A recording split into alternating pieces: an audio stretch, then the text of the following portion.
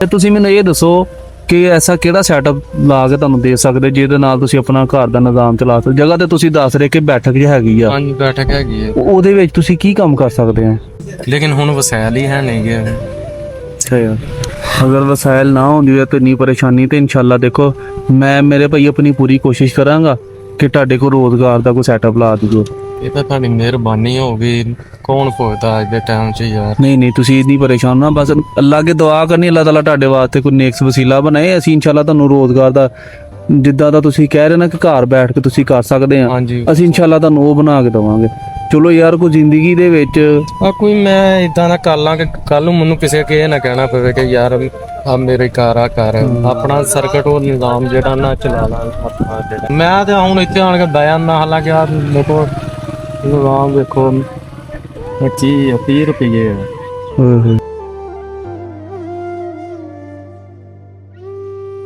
ਇੱਕ ਮਿਸਾਲ ਹੈ, ਦਿਲ ਵੀ ਕਰੇ ਤੇ ਉਹ ਆਪਣਾ ਰੋਕ ਲਈਦਾ ਕਿ ਨਹੀਂ ਯਾਰ ਇਹ ਵੀ ਨਾ ਕਿਤੇ ਜ਼ਾਇਆ ਹੋ ਜਾਣੇ, ਕਿਸੇ ਕੰਮ ਆ ਜਾਣਗੇ। ਤੇ ਹੁਣ ਇਸ ਟਾਈਮ ਤੁਹਾਡੇ ਕੋਲ 30 ਰੁਪਏ ਹੀ ਆ ਬਸ? 30 ਰੁਪਏ ਤੇ ਜੇ ਕੋਈ ਚੀਜ਼ ਖਾਣ ਨੂੰ ਦਿਲ ਕਰ ਪਵੇ ਤੇ ਬਸ ਹੌਸਲਾ ਕਰ ਲਈਦਾ, ਸਬਰ ਕਰ ਲਈਦਾ। ਪਤਾ ਨਹੀਂ ਮੁਸਤਕਬਲ ਕਿਦਾਂ ਦਾ ਨਹੀਂ ਹੈਗਾ, ਕਿ ਮੈਂ ਕਿਸੇ ਕਿੰਨੀ ਕੁ ਜ਼ਿੰਦਗੀ ਆ, ਕਿੰਨੀ ਕੁ ਨਹੀਂ ਹੈਗੀ, ਕਿੰਨਾ ਕੁ ਰੋਣਾ ਪੈਣਾ, ਖੱਜਲ ਹੋਣਾ ਪੈਣਾ। ਮੈਂ ਨਾ ਅਕਸਰ ਰੋਣ ਲੱਗ ਪੈਂਦਾ ਪਿਆ ਨਾ ਕਿ ਯਾਰ ਮੈਂ ਆਪਣੀ ਫੈਮਿਲੀ ਤੇ ਬੋਝ ਹੈ ਇੱਕ ਮਹਿਸੂਸ ਕਰਦਾ ਖੁਦ ਨੂੰ। ਹਾਲਾਂਕਿ ਉਹਨਾਂ ਨੇ ਤਾਂ ਨਹੀਂ, ਮਾਂ ਪਿਓ ਕਹਿੰਦਾ ਨਹੀਂ ਔਲਾਦ ਨੂੰ, ਲੇਕਿਨ ਫੇਰ ਵੀ ਖੁਦ ਕਿੰਨੀ ਕੁ ਦੇਰ ਕੌਣ ਭੁੱਲੂਗਾ।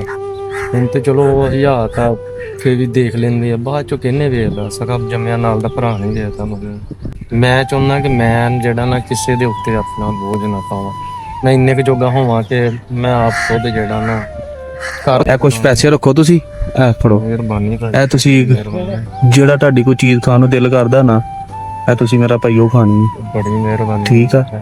ਤੇ ਮੈਂ ਇਨਸ਼ਾਅੱਲਾ ਤੁਹਾਡੇ ਰੋਜ਼ਗਾਰ ਦਾ ਪੂਰੀ ਆਪਣੀ ਕੋਸ਼ਿਸ਼ ਕਰਾਂਗਾ, ਬਾਕੀ ਜੋ ਮੇਰੇ ਅੱਲਾਹ ਤਾਲਾ ਨੂੰ ਮਨਜ਼ੂਰ ਆ। ਚਲੋ ਜੀ ਇਹ ਤਾਂ ਮਿਹਰਬਾਨੀ ਭਰਾਵਾਂ ਦੀ, ਨਹੀਂ ਤਾਂ ਨਾਲ ਦੇ ਜੰਮੇ ਨਹੀਂ ਪੁੱਛਣ ਰਹੇ ਹੈਗੇ, ਆ ਤਾਂ ਤੁਸੀਂ ਨੰਗਾ ਰਹੇ ਤੇ ਪੁੱਛ ਲਿਆ ਹੈ। ਨਹੀਂ ਮੈਂ ਗੁਜ਼ਰਿਆ, ਮੈਂ ਕਿਹਾ ਯਾਰ ਭਾਈ ਇਕੱਲੇ ਬੈਠੇ ਬੜੇ ਪਰੇਸ਼ਾਨ ਆ ਇੱਥੇ ਬਸ ਕੀ ਇੱਥੇ ਕਿੱਥੋਂ ਜਾਵੇ, ਕੌਣ ਪੁੱਛਦਾ ਹੈਗਾ ਇੱਥੇ, ਤੁਹਾਨੂੰ ਪਤਾ ਹੈਗਾ ਕੋਈ ਨਹੀਂ ਪੁੱਛਦਾ। ਪਰੇਸ਼ਾਨ ਨਹੀਂ ਹੋਣਾ ਤੇ ਨਾ ਉਮੀਦ ਨਹੀਂ ਹੋਣਾ ਅੱਲਾਹ ਤਾਲਾ ਦੀ ਜ਼ਾਤ ਤੋਂ। ਅੱਲਾਹ ਕਰੇਗਾ, ਠੀਕ ਆ। ਇਨਸ਼ਾਅੱਲਾ ਇਹ ਜਿਹੜੀ ਥੋੜੀ ਜੀ ਨਾ ਉਮੀਦੀ ਆ ਨਾ, ਇਹ ਅੱਲਾਹ ਤਾਲਾ ਦੇ ਹੁਕਮ ਨਾਲ ਖਤਮ ਹੋ ਜਾਏਗੀ, ਔਰ ਇਨਸ਼ਾਅੱਲਾ ਜਲਦੀ ਤੁਸੀਂ ਆਪਣੇ ਰੋਜ਼ਗਾਰ ਤੇ ਖੜੇ ਹੋਵੋਗੇ।